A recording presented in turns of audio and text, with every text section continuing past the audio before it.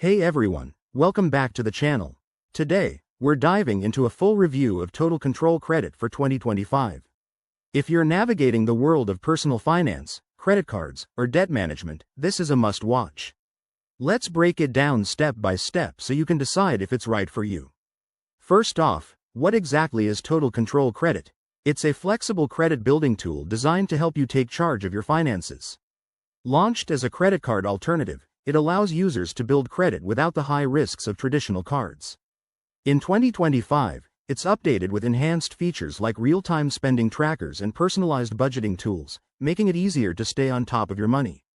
One of the biggest perks is its low interest rates, starting as low as 5% for qualified users, which is a game changer in today's economy. Plus, it offers cashback rewards on everyday purchases. Think 1 to 2% on groceries and gas. That's not all.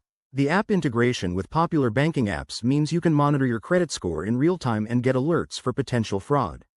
But, like any financial product, it's not perfect.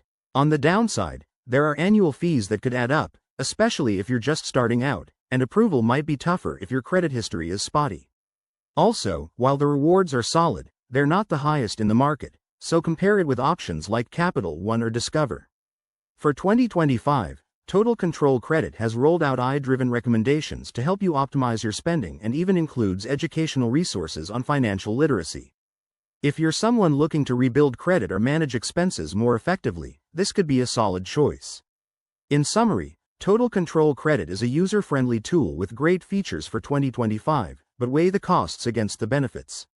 I'd love to hear your thoughts in the comments. Have you tried it? Don't forget to like, subscribe, and hit that bell for more finance tips. Thanks for watching, and see you next time.